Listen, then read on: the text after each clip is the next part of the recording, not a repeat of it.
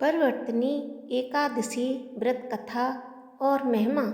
युधिष्ठिर कहने लगे कि हे भगवान, भाद्रपद शुक्ल एकादशी का क्या नाम है, इसकी विधि तथा इसका महात्म्य कृपा करके कहिए।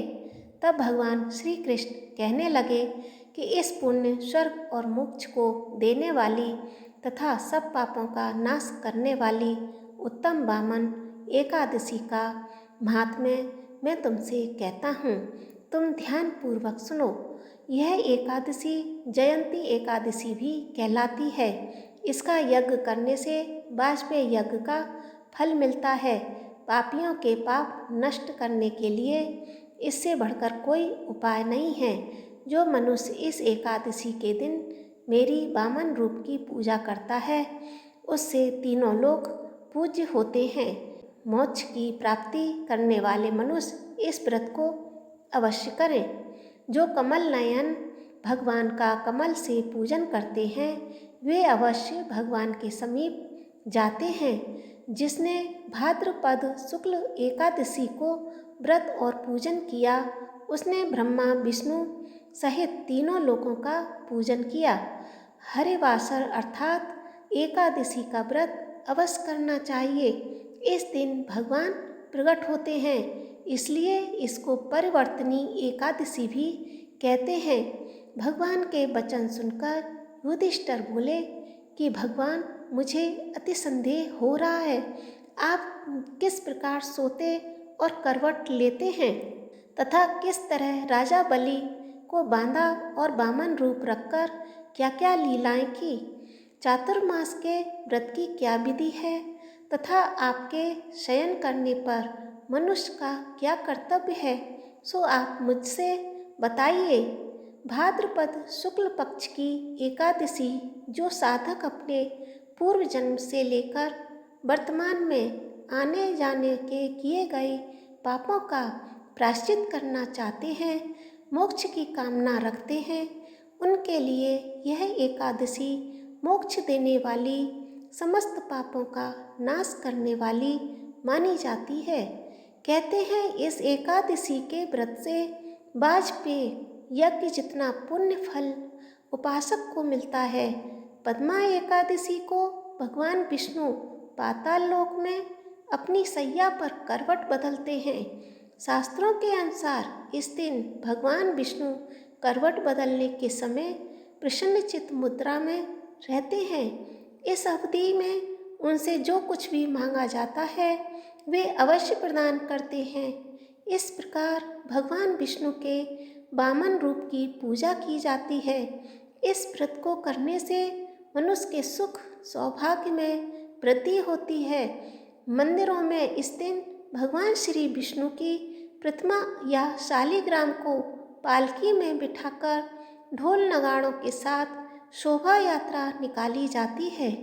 परिवर्तनी एकादशी के दिन सुबह उठकर स्नान करें और पीले रंग के स्वच्छ वस्त्र धारण कर पूर्वोत्तर की ओर मुंह करके भगवान विष्णु की प्रतिमा को पंचामृत से स्नान करवाकर वस्त्र आभूषण फूल माला आदि धारण कराएं। यदि मूर्ति नहीं है तो आप भगवान विष्णु का चित्र भी लगाकर पूजा कर सकते हैं।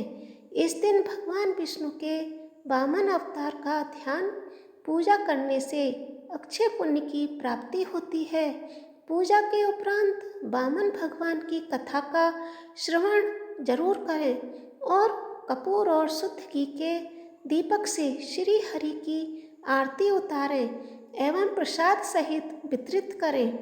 भगवान विष्णु के पंचाक्षर मंत्र ओम नमो भगवते वासुदेवाय का यथासंभव तुलसी की माला से जाप करें। इसके बाद शाम के समय जल में निवास करने वाले श्री नारायण की पुनः संध्या आरती करके उनकी मूर्ति के समक्ष भजन कीर्तन अवश्य करें। इस एकादशी के दिन भगवान विष्णु सहित देवी लक्ष्मी की पूजा करने से इस जीवन में धन और सुख की प्राप्ति तो होती है, पर लोक में भी इस एकादशी के पुण्य से उत्तम स्थान मिलता है।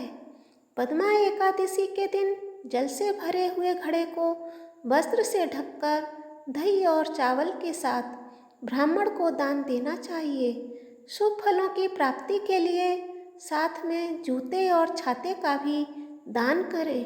जो लोग किसी कारण बस पद्मा एकादशी का व्रत नहीं कर पाते हैं, उन्हें पद्मा एकादशी के दिन भगवान विष्णु के नाम का कीर्तन करना चाहिए। परिवर्तनी एकादशी की कथा इस प्रकार है। श्री कृष्ण कहने लगे, हे राजन, अब आप सब पापों का नष्ट करने वाली कथा का श्रवण करें। त्रेता युग में बलि नामक एक असुर राजा था, लेकिन वह महादानी और भगवान श्री विष्णु का बहुत भक्त था। वैदिक विधियों के साथ वह भगवान का नित्य पूजन किया करता था। उसके द्वार से कभी कोई खाली हाथ नहीं लौटता था। अपने वामन अवतार में भगवान विष्णु ने राजा बलि की परीक्षा ली थी। राजा बलि ने तीनों लोकों पर अपना अधिकार कर लिया था, लेकिन उसमें एक गुण यह था कि वह किसी भी ब्राह्मण को खाली हाथ नहीं भेजता था, उसे दान अवश्य देता था। दैत्य गुरु शंकराचार्य ने उसे भगवान विष्णु की लीला से अवगत भी कराया, लेकिन फिर भी राजा बलि ने वामन स्वरूप भगवान विष्णु को 3 पग भूमि देने का वचन दे दिया। फिर क्या था, 2 पगों में ही भगवान विष्णु ने समस्त लोगों को नाप दिया। तीसरे पग के लिए कुछ नहीं बचा तो बलि ने अपना वचन पूरा करते हुए अपना शीश उनके पग के नीचे कर दिया। भगवान विष्णु की कृपा से बलि रसातल में पाताल लोक में रहने लगा, लेकिन साथ ही उसने भगवान विष्णु को भी अपने यहाँ रहने के लिए वचनबद्ध कर लिया। वामन अवतार की इस कथा को सुनने और पढ़ने वाला व्यक्ति तीनों लोकों में पूजित होता है। जय श्री कृष्णा। राधे राधे। चैनल को ज़रूर सब्सक्राइब कर लीजिए, वीडियो को लाइक कर दीजिए और कमेंट में जय श्री कृष्णा लिखिए। इस YouTube चैनल पर ऐसे ही आपको हिंदू धर्म के पूजा पाठ, मंत्र, पूजा विधि, कथाएं आपको मिलते रहेंगे।